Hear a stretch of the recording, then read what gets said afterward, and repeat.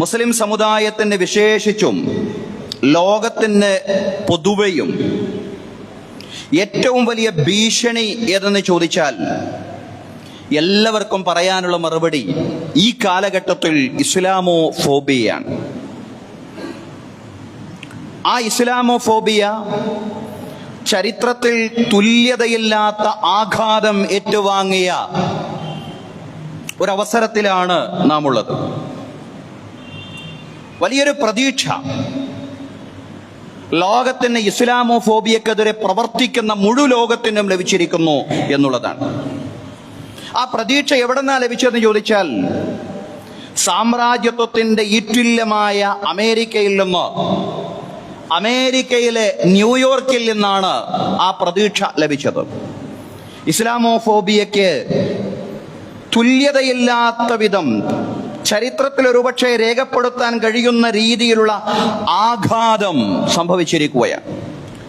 ന്യൂയോർക്കിലെ മേയറായിട്ട്, പുതിയ മേയറായി ഇസ്ലാമോഫോബിയ ശക്തികൾ ഏറ്റവും അധികം എതിർത്തിരുന്ന ഒരു വ്യക്തിത്വം കടന്നു വന്നിട്ടുള്ള ഒരു പശ്ചാത്തലം കൂടിയാണ് നമ്മുടെ മുമ്പിലുള്ളത്. ഇസ്ലാമോഫോബുകൾ ഏറ്റവും അധികം ഭയപ്പെടുകയും ഭയപ്പെടുത്തുകയും ചെയ്തിരുന്ന ആ കാര്യം സംഭവിച്ചിരിക്കുന്നു. അമേരിക്കയിലെ സുപ്രധാന നഗരമായ ന്യൂയോർക്കിൽ മുസ്ലിമായ സൊഹ്റാൻ മംദാനി മേയറായി തെരഞ്ഞെടുക്കപ്പെട്ടിരിക്കുന്നു. ഇന്നത് ലോകത്ത് വലിയൊരു ചർച്ചാ വിഷയമാണ്. ലോകത്ത് ഇസ്ലാമോഫോബിയക്കെതിരെ പ്രവർത്തിച്ചുകൊണ്ടിരിക്കുന്ന മുഴുവൻ ആളുകൾക്കും, മുഴുവൻ പ്രസിദ്ധീകരണങ്ങൾക്കും, പത്രങ്ങൾക്കും, സാമൂഹ്യ മാധ്യമങ്ങൾക്കുമെല്ലാം, സാമൂഹ്യ മാധ്യമങ്ങളിലും പത്രങ്ങളിലും പ്രസിദ്ധീകരണങ്ങളിലുമെല്ലാം ഇസ്ലാമോഫോബിയക്കെതിരെ ശബ്ദിച്ചുകൊണ്ടിരിക്കുന്ന മുഴുവൻ ആളുകൾക്കും വലിയ ആശയും പ്രതീക്ഷയും സന്തോഷവും നൽകുന്ന വാർത്തയാണ് ന്യൂയോർക്കിൽ നിന്ന് ലോകം കേട്ടിട്ടുള്ളത് എന്നുള്ളത്. ഒരു കാലത്ത് സ്വാദിഖ് അമർ ഖാൻ ലണ്ടനിൽ മേയറായി വന്നപ്പോ അത് ഇത്രയധികം ചർച്ചയായിട്ടില്ല.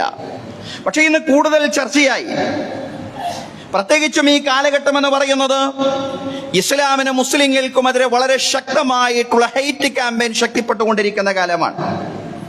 ആ ഹെയ്റ്റ് ക്യാമ്പയിൻ ലക്ഷ്യം കാണാതെ ഉന്നം തെറ്റിക്കൊണ്ട് ന്യൂയോർക്കിൽ വീണിരിക്കുന്നു എന്നതാണ് ലോകത്തെ അത്യാധുനികമായിട്ടുള്ള സംഭവ വികാസം എന്ന് പറയുന്നത്. ഇവിടെ ഇസ്ലാമോഫോബിയ അതിന്റെ ആത്യന്തിക ലക്ഷ്യം കാണാതെ പരാജയപ്പെട്ടു പോകുമെന്ന് ഇനിയും ആവർത്തിച്ചും വിശദീകരിച്ചും പറയാനാണ് ഇന്നത്തെ ഖുത്ബ പ്രയോജനപ്പെടുത്തുന്നത്. അള്ളാഹു ഇസ്ലാമോഫോബിയ പോലുള്ള വംശീയവാദങ്ങൾ ലോകത്തിൽ നിന്ന് തുടച്ചു നീക്കാൻ സുമനസ്സുകൾക്ക് തൗഫീഖ് നൽകി അനുഗ്രഹിക്കുമാറാവട്ടെ. ബഹുമാന്യരായ സഹോദരങ്ങളെ, സഹോദരിമാരെ, ഇസ്ലാമോഫോബിയ എന്താണെന്നും ഏതെല്ലാം അർത്ഥത്തിലും വിശദാംശങ്ങളിലുമാണ് ഇസ്ലാമോഫോബിയയ്ക്ക് ന്യൂയോർക്കിൽ ആഘാതമേറ്റിട്ടുള്ളത് എന്നുമാണ് ഇന്നത്തെ ഖുത്ബയിൽ നാം വിശദീകരിക്കുന്നത്. നമുക്കറിയാം, അമേരിക്കൻ പ്രസിഡന്റ് ഡൊണാൾഡ് ട്രംപ് മുന്നിൽ നിന്നുകൊണ്ട് തന്നെയാണ് ഇസ്ലാമോഫോബിയയുടെ ഏറ്റവും വലിയ പ്രവർത്തനം ന്യൂയോർക്കിൽ നടത്തിയത്. സ്ഥാനാർത്ഥിയായിട്ടുള്ള നമ്മൾ ഈ പറഞ്ഞ മംദാനിയെ, സൊഹ്റാൻ മംദാനിക്കെതിരെ ഒരു മുസ്ലിം എന്ന നിലയിലും ഒരു കുടിയേറ്റക്കാരൻ എന്ന നിലയിലുമുള്ള ആക്രമണത്തിന് മുൻപന്തിയിൽ നിന്നത് സാമ്രാജ്യത്വ അധിപനായ അമേരിക്കൻ പ്രസിഡന്റ് ഡൊണാൾഡ് ട്രംപ് തന്നെയായിരുന്നു. ട്രംപ് മുന്നിൽ നിന്ന് നയിച്ചിട്ടും ഇസ്ലാമോഫോബിയ പരാജയപ്പെട്ടു പത്തിമടക്കി എന്നുള്ളതാണ്. സഹോദരങ്ങളെ, മംദാനി തെരഞ്ഞെടുക്കപ്പെടുകയാണെങ്കിൽ ന്യൂയോർക്കിൽ ഇസ്ലാമിക ശരീഅത്ത് നടപ്പിലാക്കും എന്ന രീതിയിലുള്ള തെറ്റിദ്ധരിപ്പിക്കലുകൾ വളരെ ശക്തമായ രീതിയിൽ തന്നെ നടത്തി. സെപ്റ്റംബർ 11 വേൾഡ് ട്രേഡ് സെന്റർ ആക്രമണത്തിന് അതിനേക്കാൾ വലിയ ആഘാതമാണ് മംദാനി ന്യൂയോർക്കിലെ മേയറായിട്ട് വന്നാൽ സംഭവിക്കാൻ പോകുന്നത്. എന്നാൽ ഈ കുപ്രചരണങ്ങളെല്ലാം അതിജീവിച്ചുകൊണ്ട് മംദാനി അമേരിക്കൻ മേയറാവുകയായിരുന്നു. എന്താണ് ഇത്ര വലിയ ചർച്ച ചെയ്യേണ്ട വിഷയം? ലോകത്ത് ഒരുപാട് മേയർമാർ വരുന്നുണ്ട്, അവരിൽ മുസ്ലിങ്ങളുണ്ട്, മുസ്ലിങ്ങൾ അല്ലാത്തവരുമുണ്ട്. എന്തിനാണ് ചർച്ച ചെയ്യുന്നതെന്ന് ചോദിച്ചാൽ, ലോകത്തെ ഇസ്ലാമോഫോബിയയുടെ പിന്നിൽ അണിനിരന്ന മുഴുവൻ ദുശക്തികളും പൈശാചിക ശക്തികളും ഒരുമിച്ച് പ്രവർത്തിച്ചിട്ടും അവരുടെ പ്രചരണങ്ങൾ ലക്ഷ്യം കാണാതെ ഉന്നം തെറ്റിപ്പോകുമ്പോ തീർച്ചയായിട്ടും വിശ്വാസികൾക്ക് അതിൽ ആവേശം കൊള്ളാൻ, വിശ്വാസികൾക്ക് മാത്രമല്ല ഇസ്ലാമോഫോബിയക്കെതിരായി നിൽക്കുന്ന, ഇസ്ലാമിനെ പറഞ്ഞ് ഭയപ്പെടുത്തുന്ന ആശയത്തിനെതിരായി നിൽക്കുന്ന മുഴുവൻ സുമനസ്സുകൾക്കും അതിൽ സന്തോഷിക്കാനും പ്രതീക്ഷിക്കാനും ഒരുപാട് വകയുണ്ട് എന്നുള്ളതാണ്. ഇവിടെ ഇസ്ലാമോഫോബിയ ആഴത്തിൽ പഠിക്കാൻ നമുക്ക് ഈ സാഹചര്യത്തിൽ വിശേഷിച്ചും കഴിയേണ്ടതുണ്ട്. ഇസ്ലാമോഫോബിയ പഠിച്ചാൽ മാത്രം പോരാ, എങ്ങനെയാണ് ക്രിയാത്മകമായ പ്രതിരോധം അതിനെതിരെ സാധ്യമാവുക, അതിനുവേണ്ടിയുള്ള കൃത്യമായ പദ്ധതികളും സ്ട്രാറ്റജികളും ആവിഷ്കരിക്കപ്പെടുക കൂടി ചെയ്യേണ്ടതുണ്ട്. എന്താണ് ഇസ്ലാമോഫോബിയ? ഇസ്ലാമിനോടോ മുസ്ലിങ്ങളോടോ കാണിക്കുന്ന മുൻവിധിയെയും വിവേചനത്തെയും സൂചിപ്പിക്കുന്ന ഒരു ടെർമിനോളജിയാണ്, ഒരു പുതിയ പദാവലിയാണ് ഇസ്ലാമോഫോബിയ എന്ന് പറയുന്നത്. 1980കളുടെ ഒടുവിലാണ് ഈ പദം രൂപം കൊള്ളുന്നതെങ്കിലും 2001 സെപ്റ്റംബർ 11 വേൾഡ് ട്രേഡ് സെന്റർ ആക്രമണത്തിന് ശേഷമാണ് ഈ പദം പൊതുവായി ചർച്ച ചെയ്യപ്പെട്ടത്. ഇസ്ലാമിനെ പറഞ്ഞ് അതെന്തോ ഭീകരമായിട്ടുള്ള ഒരാശയമാണ് എന്ന് പറഞ്ഞ് ലോകത്തെ ഭയപ്പെടുത്തുക എന്നുള്ളതാണ് ഇസ്ലാമോഫോബിയക്ക് നമുക്ക് നൽകാൻ കഴിയുന്ന ലളിതമായിട്ടുള്ള വിശദീകരണം. സത്യത്തിൽ ഇസ്ലാമോഫോബിയ ഒരാധുനികമായിട്ടുള്ള ആശയമല്ല. ഒരാധുനികമായ ആശയമാണെന്നതിനെ നമുക്ക് പൂർണ്ണമായും വിലയിരുത്താൻ കഴിയില്ല.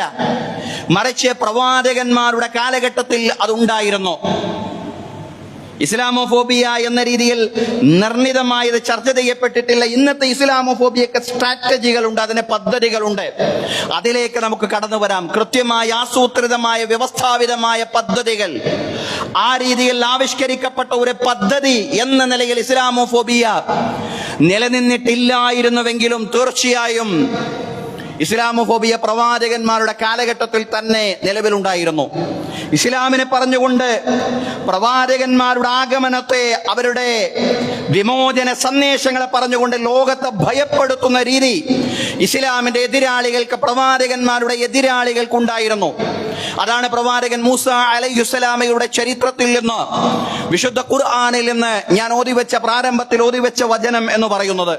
അള്ളാഹു പറയാണ്, വഖാല ഫിർഔനു ദറൂനി അഖ്തുൽ മൂസ വൽയദഉ റബ്ബഹ്. ഫിർഔൻ പറഞ്ഞു, ദറൂനി, നിങ്ങൾ എന്നെ വിട്ടേക്കിൻ, നിങ്ങൾ എന്നെ അനുവദിക്കിൻ, അഖ്തുൽ മൂസ വൽയദഉ റബ്ബ, ഞാൻ മൂസയെ വധിക്കട്ടെ, മൂസ തന്റെ രക്ഷിതാവിനെ, തന്റെ നാഥനെ ഉപേക്ഷിക്കട്ടെ. മൂസ വലിയ കുഴപ്പങ്ങൾ ഭൂമിയിൽ സൃഷ്ടിക്കുമെന്നാണ് എനിക്ക് തോന്നുന്നത്. ഇന്നി അഖാഫു അയ്യുബദ്ദില ദീനകും ഔ അയ്യുദ്ഹിറ ഫിൽ അർദിൽ ഫസാദ്. ഭൂമിയിൽ നിങ്ങളുടെ മതം, നിങ്ങളുടെ വ്യവസ്ഥിതി തന്നെ മൂസ മാറ്റിമറിക്കും. ഭൂമിയിൽ മൂസ അരാജകത്വം സൃഷ്ടിക്കും, ഫസാദുകൾ സൃഷ്ടിക്കും. ഇതാണ് ഇസ്ലാമോഫോബിയ. മുസ്ലിങ്ങൾ ഭൂമിയിൽ അരാജകത്വം സൃഷ്ടിക്കും, മുസ്ലിങ്ങൾ ഭൂമിയിൽ തീവ്രവാദവും ഭീകരതയും വിതയ്ക്കുന്നവരാണ് എന്ന് കാതലായിട്ടുള്ള ശത്രുക്കളുടെ ആരോപണമുണ്ടല്ലോ, ഇസ്ലാമോഫോബിക്കുകളുടെ ആരോപണമുണ്ടല്ലോ. അതാണ് ഇസ്ലാമോഫോബിയ എന്ന് പറയുന്നത്. ഇസ്ലാമിനെ പറഞ്ഞുകൊണ്ട് ഭയപ്പെടുത്തുക, അവരെ ഭീകരന്മാരാണ്, അവരെ തീവ്രവാദികളാണ്, അവരെ മനുഷ്യരെ ഇല്ലാതാക്കുന്നവരാണ്, ഭൂമിയിൽ കുഴപ്പം സൃഷ്ടിക്കുന്നവരാണ്. ഈ വാദഗതി തീർച്ചയായിട്ടും ചരിത്രത്തിൽ പ്രവാചകന്മാർ അഭിമുഖീകരിച്ചിട്ടുണ്ട് എന്നുള്ളതാണ്. പക്ഷേ ചരിത്രത്തിൽ നിന്ന് വ്യത്യസ്തമായി നാം പറഞ്ഞതുപോലെ ആധുനിക കാലഘട്ടത്തിൽ ഇസ്ലാമോഫോബിയ കൃത്യമായ സ്ട്രാറ്റജികളോടുകൂടി, കൃത്യമായ പദ്ധതികളോടുകൂടിയാണ് പ്രവർത്തിച്ചു കൊണ്ടിരിക്കുന്നത്. ഡോക്ടർ അലൈൻ ഗോബൻ 2 വർഷങ്ങൾക്ക് മുമ്പ് മിഡിൽ ഈസ്റ്റായി, ഡോക്ടർ അലൈൻ ഗോബാൻ അദ്ദേഹം 2 വർഷങ്ങൾക്ക് മുമ്പ് മിഡിൽ ഈസ്റ്റായി എന്ന് പറയുന്ന ഒരു വെബ് പോർട്ടലിൽ ഒരു ലേഖനം എഴുതിയിട്ടുണ്ട്. എങ്ങനെയാണ് ആധുനിക കാലഘട്ടത്തിൽ ഇസ്ലാമോഫോബിയ പ്രവർത്തിക്കുന്നത് എന്നാണ് അദ്ദേഹം പറയുന്നത്. How Islamophobia has entered a new phase. എങ്ങനെയാണ് പുതിയ കാലഘട്ടത്തിലേക്ക് ഇസ്ലാമോഫോബിയ പ്രവേശിച്ചിട്ടുള്ളത് എന്നാണ് അദ്ദേഹം വിശദീകരിക്കുന്നത്. അതിൽ ഇസ്ലാമോഫോബുകൾ മുന്നോട്ട് വെക്കുന്ന നിരവധി സ്ട്രാറ്റജികളെ സംബന്ധിച്ച് അദ്ദേഹം വിശദീകരിക്കുന്നുണ്ട്. ഒന്നാമതായിട്ട് അദ്ദേഹം വിശദീകരിക്കുന്ന ആശയം എന്ന് പറയുന്നത്, മുസ്ലിങ്ങൾ ഒരു വെല്ലുവിളിയായും ഇസ്ലാമിനെ ഒരു പ്രശ്നമായും അവതരിപ്പിക്കുക എന്ന സ്ട്രാറ്റജിയാണ് ഇസ്ലാമോഫോബികൾ ഒന്നാമതായിട്ട് മുന്നോട്ട് വെക്കുന്നത്. മുസ്ലിങ്ങൾ ഒരു വെല്ലുവിളിയായിട്ടും ഇസ്ലാമിനെ ഒരു പ്രശ്നമായി, ഒരു പ്രോബ്ലമായിട്ട് ലോകത്ത് അവതരിപ്പിക്കാനുള്ള ശ്രമം. ഇവർ കുഴപ്പക്കാരാണ്, ഇവർ പ്രശ്നക്കാരാണ് എന്നുള്ള ഒരു ചിന്താഗതിയിലേക്ക് പൊതുസമൂഹത്തെ കൊണ്ടുവരാനുള്ള ശ്രമം തീർച്ചയായിട്ടും ആധുനിക വാർത്താ മാധ്യമങ്ങൾ നിരന്തരം വായിച്ചുകൊണ്ടിരിക്കുന്ന ഒരു ജനത എന്ന രീതിയിൽ നമ്മുടെ മുമ്പിൽ അത് കൂടുതൽ വിശദീകരിക്കേണ്ടതില്ല. രണ്ടാമത്തേത് അദ്ദേഹം പറയാണ്, ഇസ്ലാമോഫോബിക്കുകളുടെ രണ്ടാമത്തെ സ്ട്രാറ്റജി എന്ന് പറയുന്നത് മുസ്ലിങ്ങളുടെ ജനസംഖ്യാ വളർച്ചയെയും മുസ്ലിങ്ങളുടെ സാംസ്കാരിക പ്രവർത്തനങ്ങളെയും ലോകത്തെ ഇസ്ലാമിക വൽക്കരിക്കാനുള്ള ശ്രമമായിട്ട് തെറ്റിദ്ധരിപ്പിക്കുക എന്നുള്ളതാണ്. മുസ്ലിങ്ങൾ എന്തെങ്കിലും സാംസ്കാരിക പ്രവർത്തനങ്ങൾ നടത്തി കഴിഞ്ഞാൽ, അതല്ലെങ്കിൽ സ്വാഭാവികമായിട്ടുള്ള മുസ്ലിം ജനസംഖ്യാ വർധനവ് ചില പ്രദേശങ്ങളിലെല്ലാം ഉണ്ടാവാം. അത് ബോധപൂർവം ഉണ്ടാവുന്ന ഒരു കാര്യമൊന്നുമല്ല, സ്വാഭാവികമായും സംഭവിച്ചുകൊണ്ടിരിക്കുന്ന കാര്യം. അങ്ങനെയുള്ള സ്വാഭാവികമായ മുസ്ലിം ജനസംഖ്യ വർധനവ് പോലുള്ള, അതല്ലെങ്കിൽ മുസ്ലിങ്ങളുടെ സാംസ്കാരിക പ്രവർത്തനങ്ങൾ, അവരുടെ കൾച്ചറൽ ആക്ടിവിറ്റീസ് പോലുള്ള കാര്യങ്ങളെ എടുത്തുയർത്തി കാണിച്ചുകൊണ്ട് ഇവർ ഇസ്ലാം, ലോകത്തെ ഇസ്ലാമികവൽക്കരിക്കാൻ, ലോകത്തെ മുസ്ലിം രാഷ്ട്രമാക്കാൻ ഉള്ള ശ്രമമാണ്, മുസ്ലിം ലോകമാക്കാനുള്ള ശ്രമമാണ് ഇവർ നടത്തിക്കൊണ്ടിരിക്കുന്നത് എന്ന രീതിയിലുള്ള പ്രചരണങ്ങൾ. നമ്മൾ ഇന്ന് നമ്മുടെ നാട്ടിൽ ആരെങ്കിലും ഒരാൾ, അതല്ലെങ്കിൽ ഏതെങ്കിലും ഒരു കൂട്ടർ ഇപ്പറയുന്ന ജനസംഖ്യാ വർധനവെ സംബന്ധിച്ച് ആശങ്ക പറയുമ്പോൾ അത് നമ്മുടെ നാട്ടിൽ യാദൃശ്ചികമായി സംഭവിക്കുന്നതാണ് എന്ന് ചിലപ്പോഴെങ്കിലും ചിന്തിക്കുന്നുണ്ടാവും. പക്ഷെ അങ്ങനെയല്ല. ഇത് ലോകത്തുടനീളം ഇസ്ലാമോഫോബുകൾ അവരുടെ സ്ട്രാറ്റജിയുടെ ഭാഗമായിട്ട് നടപ്പിലാക്കുന്ന രണ്ടാമത്തെ ഗൗരവപ്പെട്ട കാര്യമാണെന്ന് നാം മനസ്സിലാക്കണം. മൂന്നാമത്തേത്, മുസ്ലിങ്ങളുടെ മൗലികാവകാശങ്ങൾ എടുത്തുമാറ്റാൻ ദേശ സുരക്ഷയെ ഒരു പുകമറയായി സ്വീകരിക്കുക എന്നുള്ളതാണ്. മുസ്ലിങ്ങൾക്കെതിരെ നടത്തുന്ന എല്ലാവിധ ആക്രമണങ്ങൾക്കും അതിന് ദേശസ്നേഹത്തിന്റെ, ദേശ സുരക്ഷയുടെ പേര് പറഞ്ഞുകൊണ്ട് ന്യായീകരിക്കുക എന്നുള്ളതാണ്. നമുക്കറിയാം, കോടതി പോലും പറഞ്ഞതാണ് ബുൾഡോസർ രാജ് പാടില്ല എന്നുള്ളത്. എന്നിട്ടും അത് നടത്താൻ എന്തുകൊണ്ട് ഭരണകൂടത്തിന് കഴിയുന്നു എന്ന് ചോദിച്ചാൽ തീർച്ചയായിട്ടും അതിന്റെ ഉത്തരം ദേശ സുരക്ഷയുടെ മറവിൽ, ദേശ സുരക്ഷയെ പുകമറയാക്കിക്കൊണ്ട് അത് നടത്തുമ്പോൾ അത് കുഴപ്പമില്ലാതെ ഭരണകൂടത്തിന് മുന്നോട്ട് കൊണ്ടുപോകാൻ സാധിക്കും എന്നുള്ളതാണ്. ഇതൊക്കെ ഇസ്ലാമോഫോബുകളുടെ കൃത്യമായ സ്ട്രാറ്റജികളാണെന്ന് അദ്ദേഹം വിശദീകരിക്കുകയാണ്. നാലാമതായിട്ട് അദ്ദേഹം പറഞ്ഞു, നാലാമതായിട്ട് ഇസ്ലാമോഫോബുകളുടെ പദ്ധതി ഗുഡ് മുസ്ലിം ബാഡ് മുസ്ലിം എന്ന ഒരു നെറേറ്റീവ്, ഒരു ബൈനറി സൃഷ്ടിക്കുക എന്നുള്ളതാണ്. നല്ല മുസ്ലിമും ചീത്ത മുസ്ലിം എന്ന ഒരു ബൈനറി സൃഷ്ടിക്കുക എന്നുള്ളതാണ്. ഭരണകൂടങ്ങളുടെ എല്ലാ കൊള്ളരുതായ്മകളെയും ന്യായീകരിക്കുന്ന ആളുകൾ അവരെ മിതവാദികളാണ്, നല്ല മുസ്ലിങ്ങളാണ്. അതേസമയം തന്നെ ഭരണകൂടങ്ങളുടെ അന്യായങ്ങളെ വിമർശിക്കുന്നവർ അവർ അപകടകാരികളാണ്, തീവ്രവാദികളാണ്, അവർ ബാഡ് മുസ്ലിംസ് എന്ന ഗണത്തിൽപ്പെടുന്ന ആളുകളാണ്. അങ്ങനെ ലോകത്തുടനീളം ഗുഡ് മുസ്ലിം, ബാഡ് മുസ്ലിം, നല്ല മുസ്ലിം, ചീത്ത മുസ്ലിം എന്ന ബൈനറി സൃഷ്ടിക്കുവാനുള്ള സ്ട്രാറ്റജിയും ഇസ്ലാമോഫോബിയക്കുണ്ട് എന്നും അദ്ദേഹം വിശദീകരിക്കുകയാണ്.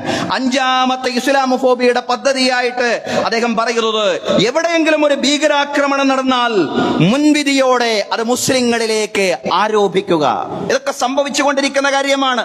മുൻവിധിയോടെ അത് മുസ്ലിങ്ങളിലേക്ക്, ഏത് ടെററിസ്റ്റ് ആക്രമണം നടന്നാലും അത് ഒരു മുൻവിധിയോടെ മുസ്ലിങ്ങളിലേക്ക് ആരോപിക്കുക. അവർ സംഘടിതമായിട്ട് അതിനെ തള്ളിപ്പറയണം. ആരെങ്കിലും ഒരു കൂട്ടർ അതിനെ അപലപിക്കാതിരുന്നാൽ അവരെ കുറ്റക്കാരായി മാറുന്ന അവസ്ഥയും സാഹചര്യവും ഉണ്ടാവുക. അങ്ങനെ ഒരു അപലപന സമുദായമായിട്ട് ഈ സമുദായത്തെ മാറ്റുക. ലോകത്തൊരു സമുദായത്തിനും ഈ ഗതികേടില്ല. ലോകത്ത് എന്തൊക്കെ തെറ്റുകുറ്റങ്ങളും ക്രൂരതകളും പൈശാചിക ശക്തികൾ വിതക്കുന്നുണ്ടാവും. പക്ഷേ ഉടനെ തന്നെ അതിനെ അപലപിക്കാൻ ഒരു ജനവിഭാഗത്തിനും മുന്നോട്ട് വരേണ്ടുന്ന ഒരു ഗതികേട്, ഒരു പ്രത്യേക അവസ്ഥയില്ല. പക്ഷേ ലോകത്തെ ഏത് ഭീകരാക്രമണങ്ങൾ ഉണ്ടായിക്കഴിഞ്ഞാലും ഉടനെ തന്നെ അതിനപലപിക്കേണ്ടുന്ന ഒരു സവിശേഷമായ സാഹചര്യം സൃഷ്ടിക്കുക എന്നുള്ളത്, മുസ്ലിങ്ങൾക്ക് സൃഷ്ടിക്കുക എന്നുള്ളത് ഇസ്ലാമോഫോബിയയുടെ 5ാമത്തെ സ്ട്രാറ്റജിയുടെ ഭാഗമാണെന്ന് നമ്മൾ തിരിച്ചറിയേണ്ടതുണ്ട് സഹോദരങ്ങളെ. ഇങ്ങനെയുള്ള കൃത്യമായ പദ്ധതിയോടുകൂടിയാണ് ലോകത്തുടനീളം ഇസ്ലാമോഫോബിയ പ്രവർത്തിച്ചു കൊണ്ടിരിക്കുന്നത് എന്നുള്ളതാണ്.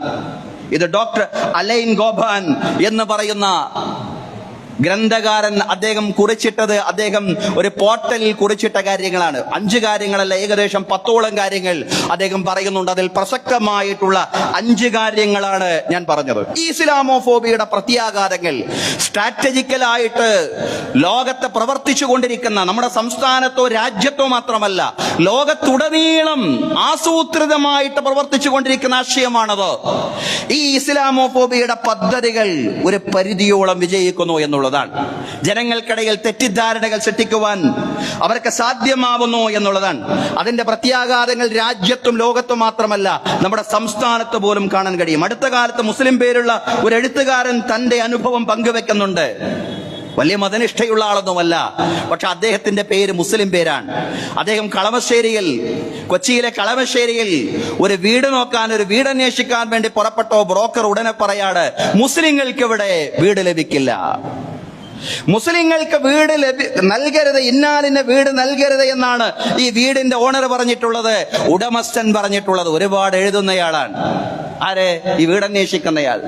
എന്നാൽ വീടിന്റെ ഉടമസ്ഥൻ, ബ്രോക്കർ പറഞ്ഞ ഉടമസ്ഥൻ ഉണ്ടല്ലോ, മുസ്ലിങ്ങൾക്ക് ഞാൻ വീട് കൊടുക്കില്ല എന്ന് പറഞ്ഞ ഉടമസ്ഥൻ, അയാളും ചില്ലറക്കാരനൊന്നുമല്ല, അത്യാവശ്യം സാക്ഷരതയും വിദ്യാഭ്യാസവും ഒക്കെ ഉള്ള ആള് തന്നെയാണ്. കൊച്ചി ഇൻഫോ പാർക്കിൽ കമ്പ്യൂട്ടർ എഞ്ചിനീയർ ആയിട്ട് ജോലി ചെയ്യുന്ന വ്യക്തിയാണ്. 2 വർഷം മുമ്പാണ് സഹോദരങ്ങളെ സോഷ്യൽ മീഡിയയിലൂടെ ഈ ഒരു സന്ദേശം പ്രചരിച്ചത്. ഒരു മുസ്ലിം പേരുള്ള ഒരു എഴുത്തുകാരൻ, അദ്ദേഹം കൊച്ചിയിലെ കളമശ്ശേരിയിൽ വീട് അന്വേഷിക്കാൻ ഇറങ്ങിയപ്പോ അദ്ദേഹത്തിന് വീട് ലഭിച്ചില്ല. കാരണം അദ്ദേഹത്തിന്റെ പേര് മുസ്ലിമാണ്. മുസ്ലിമാണോ എന്നൊന്നുകൂടി ഉറപ്പിച്ചു ചോദിക്കുകയാണ്. മുസ്ലിമാണ് എന്ന് പറഞ്ഞപ്പോൾ മുസ്ലിങ്ങൾക്ക് വീട് നൽകരുത് എന്നാണ് വീടിന്റെ ഉടമസ്ഥൻ പറഞ്ഞിട്ടുള്ളത് എന്ന് പറയാണ്. സഹോദരങ്ങളെ, ഇതിനെ സാമാന്യവൽക്കരിക്കാൻ കഴിയില്ല. നമ്മുടെ സഹോദര സമുദായങ്ങളിൽപ്പെട്ട ഒരുപാട് നല്ല നല്ല മനുഷ്യരുണ്ട്. ജാതിമത വ്യത്യാസങ്ങളില്ലാതെ എല്ലാവരോടും നന്നായിട്ട് ഇടപഴകുന്ന ആളുകൾ. പക്ഷേ ഇസ്ലാമോഫോബുകളുടെ പ്രവർത്തനങ്ങളും സമൂഹത്തിൽ സ്വാധീനിക്കുന്നുണ്ട്. അതുകൊണ്ട് ഇസ്ലാമോഫോബിയക്കെതിരെ നമ്മൾ ഒരുമിച്ച് പ്രവർത്തിക്കുക. മുസ്ലിങ്ങൾ മാത്രമല്ല, ജാതിമത വ്യത്യാസങ്ങളില്ലാതെ ആളുകളോട് ചേർന്ന് നിൽക്കുന്ന, ആളുകളുടെ സ്നേഹബന്ധങ്ങൾ പുലർത്താൻ ആഗ്രഹിക്കുന്ന മനുഷ്യരുണ്ടല്ലോ, നല്ല മനുഷ്യർ എന്ന് നമ്മൾ പറഞ്ഞല്ലോ. സാമാന്യവൽക്കരിക്കേണ്ട നല്ല മനുഷ്യർ സമൂഹത്തിൽ ധാരാളമുണ്ട്.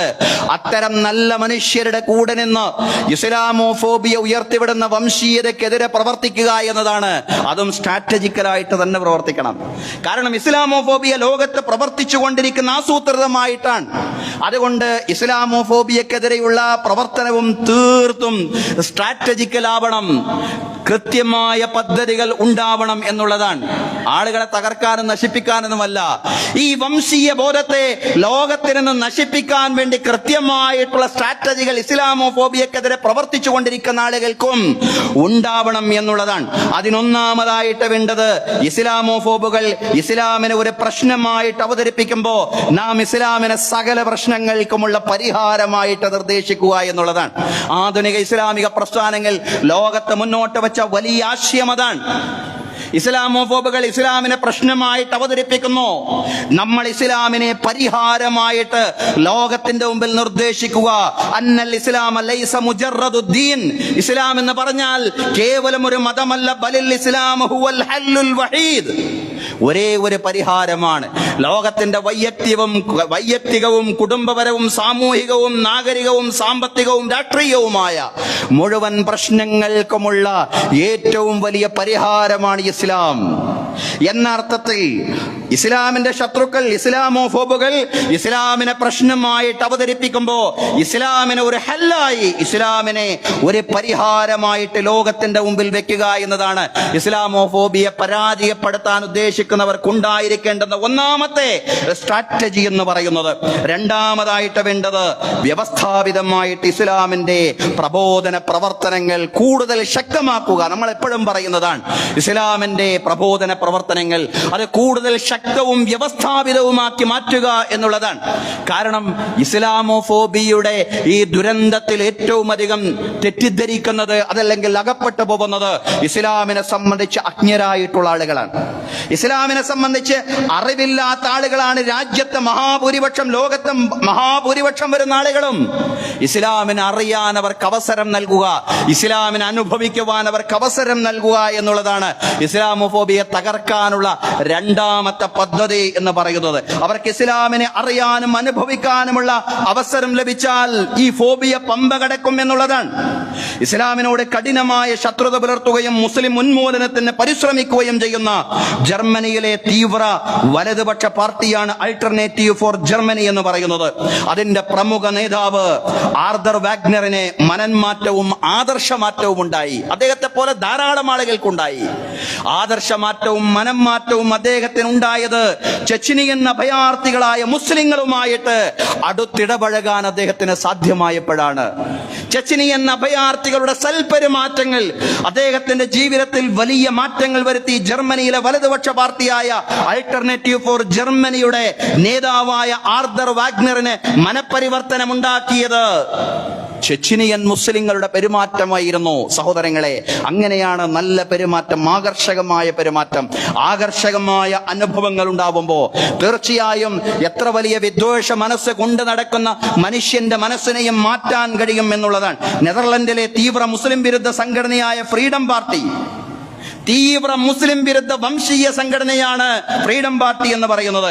ആ ഫ്രീഡം പാർട്ടിയുടെ പ്രമുഖ നേതാവ് ജെറാം വാൻ ക്ലവറാണ്. അദ്ദേഹത്തിന്റെ മനസ്സും പൂർണ്ണമായും പരിവർത്തനത്തിന് വിധേയമായി എന്നുള്ളതാണ്. മുസ്ലിങ്ങളുമായുള്ള അടുത്ത ബന്ധമായിരുന്നു അദ്ദേഹത്തിന്റെ മനപരിവർത്തനത്തിനും കാരണമായത്. സഹോദരങ്ങളെ, അതുകൊണ്ട് ഇസ്ലാമിനെ അറിയാനും അനുഭവിക്കാനുമുള്ള അവസരങ്ങൾ ലോകത്തിന് നൽകുക എന്നുള്ളതാണ്. ഒരു മുസ്ലിം എന്ന രീതിയിൽ എന്റെ അടുക്കൽ നിന്നും എന്റെ സഹോദര സമുദായാംഗത്തിന് നല്ല അനുഭവങ്ങൾ ഉണ്ടാവുക, എന്നിൽ നിന്ന് നല്ല അറിവുകൾ ഇസ്ലാമിനെ സംബന്ധിച്ച് ലഭിക്കുക എന്നതോടൊപ്പം തന്നെ എന്റെ അടുക്കൽ നിന്നും നല്ല അനുഭവങ്ങൾ എന്റെ സഹോദരനുണ്ടാവുക. ഒരാളെ ഇസ്ലാമിന്റെ ഭാഗമാക്കി അതല്ലെങ്കിൽ മുസ്ലിമാക്കി മാറ്റാനൊന്നും എല്ലാവരെയും മുസ്ലിമാക്കി മാറ്റാനൊന്നും സാധിച്ചു കൊള്ളണമെന്നില്ല.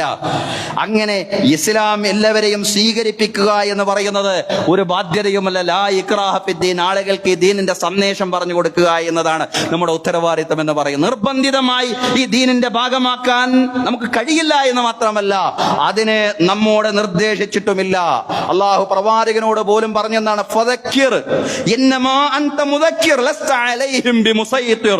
പ്രവാചകരെ, നിങ്ങൾ ഉത്ബോധിപ്പിക്കുക, താങ്കൾ ഉത്ബോധകൻ മാത്രമാണ്, ആളുകളെ ഉത്ബോധിപ്പിക്കേണ്ടുന്നയാൾ, ആളുകളുടെ മേൽ ആധിപത്യമുള്ളവനല്ല. ലസ്ത അലൈഹിം ബിമുസൈത്തിർ, അവരുടെ ഹൃദയങ്ങൾ കയ്യിലുള്ളവനല്ല പ്രവാചകരെ താങ്കൾ. അവരെ ഉത്ബോധിപ്പിക്കുക, അവർക്ക് നല്ല കാര്യങ്ങൾ പറഞ്ഞു കൊടുക്കുക. പക്ഷേ ഇസ്ലാമിനെ സംബന്ധിച്ചുള്ള തെറ്റിദ്ധാരണകൾ നീക്കുവാൻ നമുക്ക് സാധിക്കും. ഇസ്ലാമിന്റെ ഭാഗമാക്കാൻ നമുക്ക് കഴിയില്ലെങ്കിൽ പോലും അത് നമ്മെ കൊണ്ട് സാധിക്കുന്ന കാര്യമല്ല, നമുക്ക് അറിയിച്ചു കൊടുക്കാനേ കഴിയൂ. പക്ഷേ ഇസ്ലാമിനെ സംബന്ധിച്ചുള്ള തെറ്റിദ്ധാരണകൾ, മിസ്അണ്ടർസ്റ്റാൻഡിങ്, അവരുടെ തെറ്റായ ധാരണകൾ തിരുത്താൻ സാധിക്കും എന്നുള്ളതാണ്. സഹോദരങ്ങളെ, എത്രയോ മാതൃകകൾ നമ്മുടെ മുമ്പിലുണ്ട്.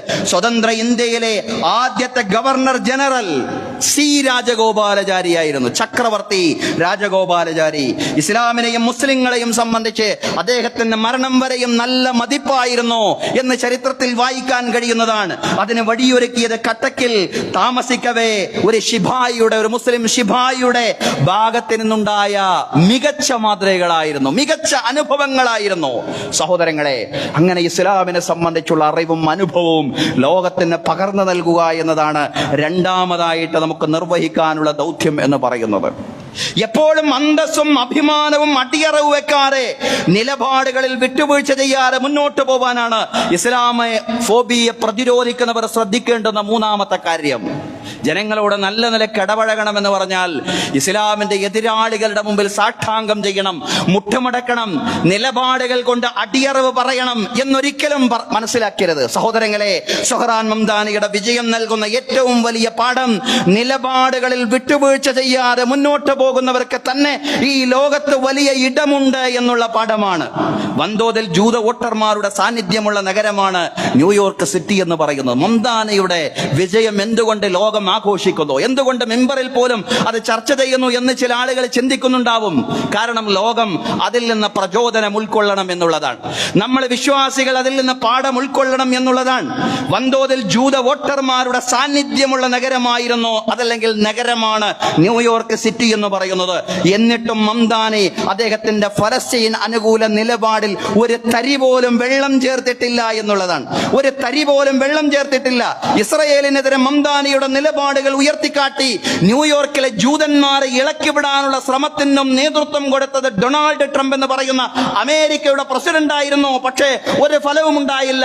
ട്രംപിന്റെ ശ്രമങ്ങൾ ആവിയായി പോയി എന്നുള്ളതാണ്. ആരുടെ ശ്രമങ്ങൾ? നമ്മുടെ ശ്രമങ്ങളല്ല. അമേരിക്കൻ സാമ്രാജ്യത്വത്തിന്റെ അധിപനായിട്ടുള്ള അമേരിക്കൻ പ്രസിഡന്റ് ഡൊണാൾഡ് ട്രംപിന്റെ ശ്രമങ്ങൾ. ഏത് ശ്രമങ്ങൾ? ജൂതന്മാരെ മംദാനിക്കെതിരെ ഇളക്കിവിടാനുള്ള ശ്രമങ്ങൾ. ഏത് മംദാനി? ഇസ്രയേലിനെതിരെ എന്ന് പറഞ്ഞാൽ ഫലസ്തീനും ഹമാസിനും, ഫലസ്തീന് മാത്രമല്ല വ്യക്തമായി ഹമാസിന് അനുകൂലമായിട്ടുള്ള നിലപാട് സ്വീകരിക്കുന്ന മംദാനിക്കെതിരെ ജൂതന്മാരെ, സയനിസ്റ്റുകളെ ഇളക്കിവിടാനുള്ള ട്രംപിന്റെ ശ്രമങ്ങൾ ആവിയായി പോയി, പാഴായി പോയി എന്നുള്ളതാണ് സഹോദരങ്ങളെ. ഗസയിലെ വംശഹത്യക്കെതിരെയും ഫലസ്തീനികളുടെ അവകാശങ്ങൾക്ക് വേണ്ടിയും സംസാരിച്ചുകൊണ്ട് തന്നെ സഹ്റാൻ മംദാനി അദ്ദേഹത്തിന്റെ തെരഞ്ഞെടുപ്പ് കാലം അത്രയും മുന്നോട്ട് പോയി എന്നുള്ളതാണ്. മംദാനി തന്നെ വിശദീകരിക്കുന്നുണ്ട്. 6 വർഷം മുമ്പ് ഞാനൊരു തെരഞ്ഞെടുപ്പിലേക്ക് വരുമ്പോ അദ്ദേഹം പറയാണ്, 6 വർഷം മുമ്പ് ഞാനൊരു തെരഞ്ഞെടുപ്പിൽ മത്സരിക്കവേ ഒരു മുസ്ലിം മധ്യവയസ്കൻ എന്റെ അടുക്കൽ വന്നുകൊണ്ട് പറഞ്ഞു, മംദാനിയുടെ അടുക്കൽ വന്നുകൊണ്ട് ഒരു മധ്യവയസ്കനായിട്ടുള്ള ഒരു അങ്കിൾ, ഒരു മുസ്ലിം നാമധാരിയായിട്ടുള്ള ഒരു അമ്മാവൻ വന്നുകൊണ്ട് പറയാണ്, നിങ്ങൾ തെരഞ്ഞെടുപ്പിൽ മത്സരിക്കുകയാണല്ലോ, അതുകൊണ്ട് നിങ്ങൾ മുസ്ലിം ആണെന്നൊന്നും പറയണ്ട. നിങ്ങളുടെ മുസ്ലിം ഐഡന്റിറ്റി മറച്ചു വെച്ചുകൊണ്ടാണ് നിങ്ങൾ തെരഞ്ഞെടുപ്പിൽ മത്സരിക്കേണ്ടത്. മംദാനി എങ്ങനെയെങ്കിലും ഒന്ന് ജയിച്ചു കാണണം എന്നാഗ്രഹിച്ചുകൊണ്ടാണ് അദ്ദേഹത്തിന്റെ അടുക്കൽ വന്നുകൊണ്ട് നിങ്ങളുടെ മുസ്ലിം വ്യക്തിത്വത്തെ, നിങ്ങളൊരു മുസ്ലിമാണെന്നുള്ള യാഥാർത്ഥ്യത്തെ മറച്ചു വെച്ചുകൊണ്ടാണ് നിങ്ങൾ തെരഞ്ഞെടുപ്പിൽ മത്സരിക്കേണ്ടത് എന്ന് ആ മധ്യവയസ്കൻ അമ്മാവൻ, മുസ്ലിം അമ്മാവൻ വന്നുകൊണ്ട് മംദാനിയുടെ അടുക്കൽ പറയുന്നത്. പക്ഷേ ഇസ്ലാമിക സ്വത്വം ഒളിപ്പിച്ചു വെക്കാതെ തന്നെ അത് പൂർണ്ണമായും വെളിപ്പെടുത്തിക്കൊണ്ട് തന്നെ മംദാനി തെരഞ്ഞെടുപ്പിന് നേരിട്ടു എന്നുള്ളതാണ്. താനൊരു ഡെമോക്രാറ്റിക് സോഷ്യലിസ്റ്റ് ആണെന്ന് പറയുന്നതിന്റെ മുന്നോടിയായിട്ട് അദ്ദേഹം പറഞ്ഞത് ഞാനൊരു മുസ്ലിമാണ് എന്നുള്ളതാണ് സഹോദരങ്ങളെ. ഞാനൊരു മുസ്ലിമാണെന്ന് പ്രഖ്യാപിച്ചുകൊണ്ടായിരുന്നു തെരഞ്ഞെടുപ്പിലുടനീളം അദ്ദേഹം മുന്നോട്ട് നീങ്ങിയത്. നമ്മുടെ നാട്ടിലല്ല, സാമ്രാജ്യത്വത്തിന്റെ ഈറ്റില്ലമായിട്ടുള്ള അമേരിക്കയിൽ ഇസ്രയേൽ അനുകൂല നിലപാട്, ഇസ്രയേലികൾക്ക് വേണ്ടി എല്ലാ അർത്ഥത്തിലും പണിയെടുക്കുന്ന ഡൊണാൾഡ് ട്രംപ് പ്രസിഡന്റായിട്ടുള്ള അമേരിക്കയിൽ സഹോദരങ്ങളെ, ഇസ്ലാമിക സ്വത്വമോ നിലപാടുകളോ അടിയറവ് പറയാതെ തന്നെ ഇസ്ലാമോ ഫോബിയക്ക് ആഘാതങ്ങൾ ഉണ്ടാക്കാൻ മംദാനിക്ക് സാധ്യമായി എന്നുള്ളതാണ്. ഞാനൊരു മുസ്ലിമാണെന്ന് ആദ്യമായി തുറന്നു പറഞ്ഞുകൊണ്ട് തന്നെ ഖുർആൻ പറയുന്നുണ്ടല്ലോ, വമൻ അഹ്സനു ഖൗലൻ മിമ്മൻ ദആ ഇലല്ലാഹി വഅമില സ്വാലിഹൻ വഖാല ഇന്നനി മിനൽ മുസ്ലിമീൻ വമൻ അഹ്സനു ഖൗലൻ മിമ്മൻ ദആ ഇലല്ലാഹ്. അല്ലാഹുവിലേക്ക് ക്ഷണിക്കുന്നവനേക്കാൾ ഏറ്റവും നല്ല വാക്ക് പറയുന്നവൻ ആരാണ് ലോകത്തുള്ളത്? വഅമില സ്വാലിഹ, സൽക്കർമ്മങ്ങൾ പ്രവർത്തിക്കുകയും ചെയ്യുന്നവനേക്കാൾ, വഖാല ഇന്നനി മിനൽ മുസ്ലിമീൻ, ഞാനൊരു മുസ്ലിമാണെന്ന് പ്രഖ്യാപിക്കുകയും ചെയ്യുന്നവനേക്കാൾ, ഞാനൊരു മുസ്ലിമാണെന്ന് പറഞ്ഞുകൊണ്ട് തന്നെ തെരഞ്ഞെടുപ്പിലുടനീളം അദ്ദേഹം മുന്നോട്ട് പോയി എന്നുള്ളതാണ്. ഖുൽ ഇന്ന സ്വലാത്തി വനുസുകി വമഹ്യായ വമമാതി ലില്ലാഹി റബ്ബിൽ ആലമീൻ ലാ ശരീക ലഹു വബിദാലിക ഉമിർതു വഅന അവ്വലുൽ മുസ്ലിമീൻ. പ്രവാചകരെ, നിങ്ങൾ പറയണം, എന്റെ നമസ്കാരം, എന്റെ ബലി, എന്റെ ജീവിതം, എന്റെ മരണം എല്ലാം പടച്ചവനെ നിനക്കുള്ളതാണ്, നിനക്ക് പങ്കുകാരില്ല. ഞാനിതാ പ്രഖ്യാപിക്കുന്നു, ഞാൻ മുസ്ലിങ്ങളിൽപ്പെട്ടവനാണ്, ഞാൻ പ്രഥമ മാത്രമേ നിനക്ക് സമർപ്പിക്കുന്നവരിൽപ്പെട്ടവനാണ്, മുസ്ലിങ്ങളിൽപ്പെട്ടവനാണ് എന്ന് നിങ്ങൾ പ്രഖ്യാപിക്കണം എന്ന് ഖുർആൻ പറഞ്ഞിട്ടുണ്ടെങ്കിൽ, അങ്ങനെ പ്രഖ്യാപിക്കലാണ് ഏറ്റവും കരണീയമായിട്ടുള്ള ഉയർന്ന നിലപാടെന്ന് ഖുർആൻ പറഞ്ഞിട്ടുണ്ടെങ്കിൽ, ആ നിലപാടിനെ ഉയർത്തിക്കാട്ടിക്കൊണ്ട് തന്നെ അദ്ദേഹം മുന്നോട്ട് പോയി എന്നുള്ളതാണ് സഹോദരങ്ങളെ. അങ്ങനെ വംശീയതയെ നേരിടാൻ സാധിക്കും. അതാണ് നമുക്ക് നൽകുന്ന ഏറ്റവും വലിയ പ്രതീക്ഷ. നമ്മൾ മുസ്ലിമാണ്, നമ്മളൊരു മുസ്ലിമാണ്, ഇസ്ലാമിന് അനുകൂലമായിട്ട് നിൽക്കുന്നയാളാണ്, പലസ്തീൻ അനുകൂലമായിട്ട് നിൽക്കുന്നയാളാണ്, ഗസക്ക് അനുകൂലമായിട്ട് നിൽക്കുന്നയാളാണ് എന്നെല്ലായിടത്തും പറയേണ്ടിടത്ത് മുഴുവൻ പറഞ്ഞു തന്നെ പോകണം. നിലപാടുകളിൽ അടിയറവ് പറയാതെ, മുട്ടിലെഴയാതെ മുന്നോട്ട് പോകണം എന്ന വലിയ പാഠം മംദാനിയുടെ വിജയം ലോകത്തിന് നൽകുന്നുണ്ട് എന്നുള്ളതാണ്. നീതിപൂർവമായ കാര്യങ്ങൾക്ക് വേണ്ടി ധീരമായ ഉറച്ച നിലപാടുകൾ നാം സ്വീകരിക്കുമ്പോൾ എതിരാളികൾക്ക് പോലും നമ്മെ സംബന്ധിച്ച് മതിപ്പ് വർദ്ധിക്കുകയുള്ളൂ. നമ്മൾ ആശങ്കിക്കും അങ്ങനെ ഞാൻ തുറന്നു പറഞ്ഞാൽ എൻ്റെ പിന്തുണ കുറഞ്ഞു പോകും. പക്ഷെ അങ്ങനെയല്ല. ഇതുപോലുള്ള അനുഭവങ്ങൾ നമ്മോട് പറയുന്ന, അങ്ങനെ പറഞ്ഞാൽ നമ്മെ സംബന്ധിച്ചുള്ള മതിപ്പ് ലോകത്തിന് വർദ്ധിക്കുകയാണ് ചെയ്യുക എന്നുള്ളതാണ്. ബുഖാറയിൽ ഒരു പണ്ഡിതനുണ്ടായിരുന്നു. അദ്ദേഹത്തിന്റെ പേര് ഷെയ്ഖ് ജമാലുദ്ദീൻ. സൂഫി വര്യനും പണ്ഡിതനുമായിരുന്നു അദ്ദേഹം തന്റെ ശിഷ്യഗണങ്ങളോടൊപ്പം അന്നത്തെ രാജകുമാരനായിരുന്ന തൈമൂറിന്റെ കളിക്കളത്തിലൂടെ, തൈമൂർ കളിക്കുന്ന സ്ഥലത്തിലൂടെ അറിയാതെ നടന്നുപോയി എന്നാണ്. തൈമൂറിനെ ഇത് പ്രകോപിതനാക്കി. തൈമൂറിന് ദേഷ്യം വന്നു. ഷെയ്ഖ് ജമാലുദ്ദീനെ കൈകാലുകൾ ബന്ധിച്ചുകൊണ്ട് തന്റെ മുമ്പിൽ ഹാജരാക്കാൻ തൈമൂർ കൽപ്പിച്ചു. ജമാലുദ്ദീൻ അറിയാതെ നടന്നുപോയതാണ്. ഇത് രാജകുമാരൻ കളിക്കുന്ന സ്ഥലമാണെന്നും അദ്ദേഹത്തിന് അറിഞ്ഞുകൂടായിരുന്നു. അദ്ദേഹത്തെ കൈകാലുകൾ ബന്ധിതനാക്കിക്കൊണ്ട് തൈമൂർ രാജകുമാരൻ അദ്ദേഹത്തിന്റെ മുമ്പിൽ ഹാജരാക്കി എന്നുള്ളതാണ്. ഷെയ്ഖ് ജമാലുദ്ദീനെ കൈകാലുകൾ ബന്ധിപ്പിച്ചുകൊണ്ട് ഹാജരാക്കുകയാണ്. രാജകിങ്കരന്മാർ തൈമൂറിന്റെ മുമ്പിലിട്ടുകൊണ്ട് ക്രൂരമായിട്ട് ഷെയ്ഖ് ജമാലുദ്ദീൻ എന്ന് പറയുന്ന ഈ സൂഫി പണ്ഡിതനെ മർദ്ദിക്കുകയാണ്, ആക്രമിക്കുകയാണ്. അതെല്ലാം ഷെയ്ഖ് ജമാലുദ്ദീൻ ക്ഷമിച്ചു. ഇത് തൈമൂറിനെ വീണ്ടും പ്രകോപിതനാക്കുകയാണ് ചെയ്തത്. ഈ ക്ഷമയുടെ നിലപാട് കണ്ടപ്പോ വീണ്ടും പ്രകോപിതനാകി ആകെ തളർന്ന് മുട്ടുമടക്കിക്കൊണ്ട് മാപ്പ് പറയുമെന്നാണ് തൈമൂർ വിചാരിച്ചത്. പക്ഷേ അടിയറവ് പറയാതെ ക്ഷമിച്ചു നിൽക്കുകയാണ്. അത് കൂടുതൽ പ്രകോപനമുണ്ടാക്കി. ദേഷ്യപ്പെട്ട് തൈമൂർ ചോദിച്ചു, ഷെയ്ഖ് ജമാലുദ്ദീനോട് ചോദിക്കുകയാണ്, നീയാണോ എന്റെ വീട്ടിലെ നായയാണോ കൂടുതൽ മെച്ചം? അദ്ദേഹം നായയോട് തുലനം ചെയ്യുകയാണ് ഈ പണ്ഡിതനെ, ഈ സൂഫി വര്യനെ. എന്നിട്ട് ചോദിക്കുകയാണ്, നീയാണോ എന്റെ വീട്ടിലെ നായയാണോ കൂടുതൽ മെച്ചം? ഷെയ്ഖ് ജമാലുദ്ദീൻ പറഞ്ഞു, ഞാൻ ഇപ്പോൾ ഉള്ളതുപോലെ ജീവിക്കുകയാണെങ്കിൽ ഞാനാണ് മെച്ചം, അല്ലെങ്കിൽ താങ്കളുടെ വീട്ടിലെ നായ എന്നെക്കാൾ മെച്ചമാണ്, എന്നെക്കാൾ നല്ലവനാണ്. ഇത് കേട്ട് തൈമൂർ ചോദിച്ചു, എന്താണ് താങ്കൾ ഇങ്ങനെ പറയാൻ കാരണം? ഞാൻ അങ്ങനെ പറയാൻ കാരണം എനിക്ക് ജീവനും ജീവിതവും ജീവിക്കാൻ ആവശ്യമായ വിഭവങ്ങളും എല്ലാം തന്ന എന്റെ സൃഷ്ടാവിനോട് നന്ദി കാണിക്കുക എന്ന നിലപാടാണ് ഞാൻ ഇപ്പോൾ സ്വീകരിക്കുന്നത്. ആ നിലപാടുമായി ഞാൻ മുന്നോട്ട് പോയാൽ എനിക്ക് തന്നെയാണ് മഹത്വമുള്ളത്. ഇനി അതല്ല, താങ്കൾ ഭക്ഷണം കൊടുക്കുന്ന താങ്കളുടെ നായയുണ്ടല്ലോ, താങ്കൾക്ക് നന്ദി കാണിക്കുന്ന നായ, ആ നായയോളം വരില്ല എന്റെ പദവി. എപ്പോൾ ഞാൻ എന്റെ രക്ഷിതാവിന് നന്ദി കാണിക്കുന്നില്ല എങ്കിൽ, ആ രക്ഷിതാവിനോട് നന്ദി കേടാണ് ഞാൻ കാണിക്കുന്നെങ്കിൽ, താങ്കളുടെ വീട്ടിൽ താങ്കളുടെ ഭക്ഷണം കഴിച്ചുകൊണ്ട് താങ്കളെ യജമാനനായി സ്വീകരിച്ചുകൊണ്ട് മുന്നോട്ട് പോകുന്ന നായയോളം എന്റെ പദവി വരില്ല. അദ്ദേഹം പറയാണ്, ഷെയ്ഖ് ജമാലുദ്ദീൻ വിശദീകരിക്കുകയാണ്. ഉടനെ ഇത് കേട്ടുകൊണ്ട് അമ്പരന്ന് പോവുകയാണ്. എന്തുമാത്രം ആശയ സമ്പന്നമായ വാക്കുകളാണ് ഷെയ്ഖ് ജമാലുദ്ദീന്റെ വായിൽ നിന്ന് വരുന്നത്. അതുകൊണ്ട് തൈമൂർ അദ്ദേഹത്തിന്റെ ബന്ധനങ്ങളെല്ലാം, കെട്ടുകളെല്ലാം, ചെങ്ങലകളെല്ലാം അഴിച്ചിടാൻ പരിവാരങ്ങളോട് ആവശ്യപ്പെടുകയാണ്. തുടർന്ന് ഇപ്പറഞ്ഞതിന്റെ വിശദീകരണം എന്താണ്? നല്ലതുപോലെ വിശദീകരിച്ചു കൊടുത്തു.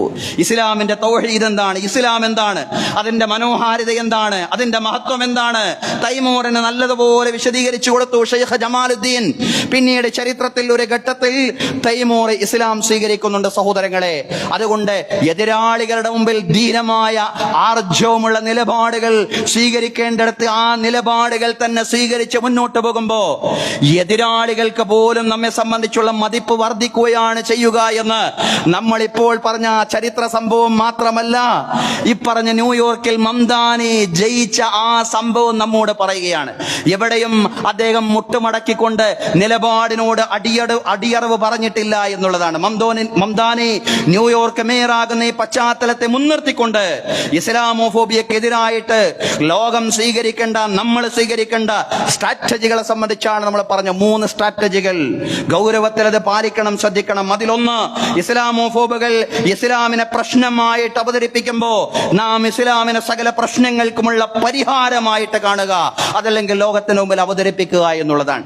രണ്ടാമതായിട്ട് ചെയ്യേണ്ടത് വ്യവസ്ഥാപിതമായ പ്രബോധന പ്രവർത്തനങ്ങൾ സജീവമാക്കുക എന്നുള്ളതാണ്. മൂന്നാമത്തെ കാര്യം, മാപ്പ് സാക്ഷിയുടെ റോളിൽ സംസാരിക്കാതെ, എതിരാളികൾക്ക് മുമ്പിൽ ആശയപരമായിട്ട് മുട്ടിലെഴയാതെ നിലപാടുകൾ ധീരമായി പറയുക എന്നുള്ളതാണ്. മംദാനി ജയിക്കുമ്പോൾ ധാരാളം ധീരമായ നിലപാടുകൾ കൂടിയാണ് ജയിച്ചത് എന്നുള്ളതാണ്. മംദാനി ജയിക്കുമ്പോൾ ധീരമായ നിലപാടുകൾ ജയിച്ചു. മംദാനിയുടെ മുമ്പിൽ അപകടം പറ്റി തകർന്നു വീണത് ധാരാളം ധാരാളം പൈശാചികമായിട്ടുള്ള ആശയമാണ്. അതിലൊന്നാമത്തേത് നാം ഇപ്പോൾ വിശദീകരിച്ച ഇസ്ലാമോഫോബിയയാണ്. ഇസ്ലാമോഫോബിയ മാത്രമല്ല, സയനിസത്തിനും വംശപരക്കും മുതലാളിത്തത്തിനും സാമ്രാജ്യത്വത്തിനും ഫാസിസത്തിനും എല്ലാം ആഘാതങ്ങൾ ഉണ്ടാക്കാൻ മംദാനി എന്ന് പറയുന്ന ഈ വലിയ മനുഷ്യന് സാധ്യമായി എന്നുള്ളതാണ്. ന്യൂയോർക്ക് നഗരത്തിലാണ് ഈ പറയുന്ന പൈശാചിക ആശയങ്ങൾക്കെല്ലാം ആഘാതങ്ങൾ അദ്ദേഹം ഉണ്ടാക്കിയത്. സഹോദരങ്ങളെ, ഇസ്ലാമോഫോബിയക്കും മേൽ പറഞ്ഞ പൈശാചികമായ ആശയങ്ങൾക്കുമെതിരെ കൃത്യമായ സ്ട്രാറ്റജികളുമായിട്ട് പദ്ധതികളുമായിട്ട് മുന്നോട്ട് പോവാൻ നാഥൻ നമുക്ക് തൗഫീഖ് നൽകി അനുഗ്രഹിക്കുമാറാവട്ടെ. അഖൂലു ഖൗലി ഹാദാ വഅസ്തഗ്ഫിറുല്ലാഹ ലീ വലക്കും. ഇന്നല്ലാഹ വമലായികതഹു യുസല്ലൂന അലൻ നബി യാ അയ്യുഹല്ലദീന ആമനൂ സ്വല്ലൂ അലൈഹി വസല്ലിമൂ തസ്ലീമാ.